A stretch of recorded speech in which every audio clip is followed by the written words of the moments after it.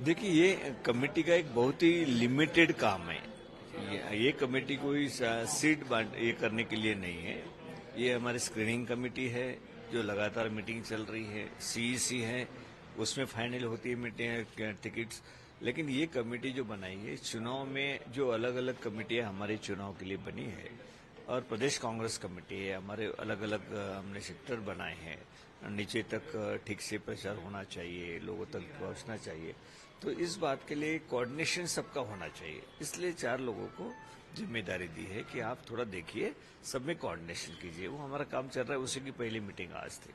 Sir कल union home minister Amit Shah यहाँ पर आए थे हैदराबाद में और उन्होंने ये एलिगेशन लगाया है कि कांग्रेस पार्टी जब थी यहाँ पर सरकार में तो पाकिस्तान से इन्फिल्ट्रेशन होता था, but after the Modi government उन्होंने जब पुलवामा किया तो उनको मुंह तोड़ जवाब दिया गया है और मोदी जी के गवर्नमेंट में आगे भी चलकर ऐसा ही मुंह तोड़ जवाब देने का भी उन्होंने किया। तो इसको कैसा देखते हैं? देखिए, उन्होंने सबसे पहले इस देश की समस्या के ऊपर ध्यान देना चाहिए।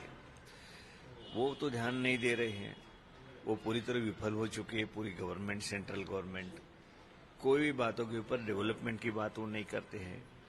युवाओं के लिए वो नौकरी देने की बात नहीं करते हैं। किसानों को वो कर्ज माफी या मदद देने की बात नहीं करते हैं।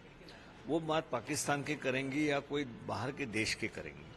तो इस तरीके से लोगों को ज्यादा दिन उलझा के नहीं रख सकते। वो लोगों को ये जान गए हैं लोग कि ये जो बात कर रहे हैं वो हड़बड़ाहट में इस तरीके से बातें वो कह रहे हैं कि हमारा वजूद है, ये दिखाने की कोशिश उनकी है।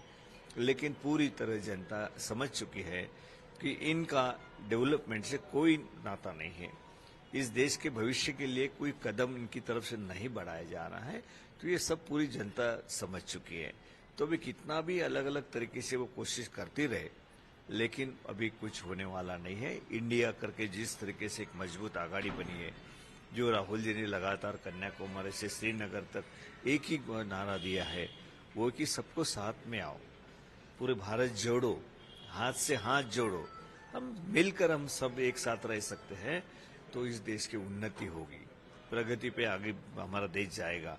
लेकिन उसको अलग तरीके से, उसमें जो जाति धर्म के नाम से बिखरने के, वो उससे हमारी राजनीति चमकाने की जो कोशिश बीजेपी करती है, उसके लोग समझ चुके हैं कि अभी उससे के कोई लोग चारा नहीं डालने वाले। सर इकोनॉमी के बारे में भी बताया है कि कांग्रेस के यहाँ में 10 प्लेस में जो इकोनॉमी था, बीजेपी सरकार आने के बाद को 5th प्लेस में लेके गए और प्राइम मिनिस्टर मोदी के नेतृत्व में इसको 3rd पोजीशन में आने वाले दिनों में लेके जाएंगे करके भी बोलते हैं। इसके पता देखिए, फाइनेंशियली पोजीशन जो है पूरी तरह इस देश की, जो आज जिस तरीके से ये बात कर रहे हैं, अभी सभी लोग कर रहे हैं कि जो गवर्नर है हमारे, वो भी लगातार कहते हैं रिजर्व बैंक के कि इस तरीके से ये ठीक नहीं चल रहा है। इसके जितने भी पहले गवर्नर आ चुके हैं, उनके बाहर निकलने के बाद क्या स्टेटमेंट रहे वो आप बारीकी से देखिए। उसमें से लगातार यही कहते आ रहे कि भाई ये गवर्नमेंट पूरी तरह यहाँ की जो इकोनॉमी है उसको ध्वस्त करने के लिए तुली हुई है। तो ये बातें सभी उन लोग कर रहे हैं। तो इन्होंने, अमित शाह ने कितना भी कहा कि हम बहुत आगे जा रहे हैं, हम फाइनेंस बहुत मजबूती के साथ हम आगे जा रहे हैं, इकोनॉमी हमारी बड़ी अच्छी तरीके से डेवलप हुई है। तो मैं समझता हूँ कि ये सिर्फ गुमराह करने की बात है, ऐसा कुछ नहीं है। जो पूरे देश में जो चर्चा चल रही है, ये धर्म के नाम से, जाति के नाम से इस तरह से कम्युनल ये पैदा करने की कोशिश उनकी सर तरफ आखिरी से। सवाल, इलेक्शन कमीशन ने पोल डेट्स अनाउंस कर दी है और बीआरएस पार्टी ने आगे आकर ये कहा है कि हमने पोल कैंडिडेट्स को 45 डेज पहले ही अनाउंस कर दिया है। अभी जब बीजेपी और कांग्रेस पार्टी यहाँ पर तेलंगाना में किसी कैंडिडेट का लिस्ट अनाउंस नहीं कर सकी है करके भी उन्होंने एलिगेशन लगाया। क्या कहना है सर, कब कांग्रेस पार्टी का लिस्ट आ रहा है? देखिए, हमारा जल्दी अभी स्क्रीनिंग कमेटी चल रही है, सीईसी में हमारे फाइनल हो जाते हैं जो भी कैंडिडेट है वो हम जल्द से जल्द करने की कोशिश हमारे हाईकमांड की है। हमारी वही कोशिश है कि जल्द से जल्द इसको अनाउंस करने के लिए। लेकिन ऐसी कोई बात नहीं, हमारा एक सिस्टम है। कांग्रेस पार्टी में बीजेपी से अलग सिस्टम है कि डेमोक्रेसी के आधार पर चुनाव होता है। हम डिस्ट्रिक्ट लेवल पे, स्टेट लेवल पे, उसके बाद स्क्रीनिंग कमेटी में, उसके बाद सीईसी में, इस पूरी प्रोसेस हम पूरी करते हैं कि सबको पूछकर क्या करना चाहिए क्या नहीं, क्योंकि यहाँ पे डेमोक्रेसी चलती है, बीजेपी में डेमोक्रेसी नहीं चलती है, ये आप सभी जानते हैं।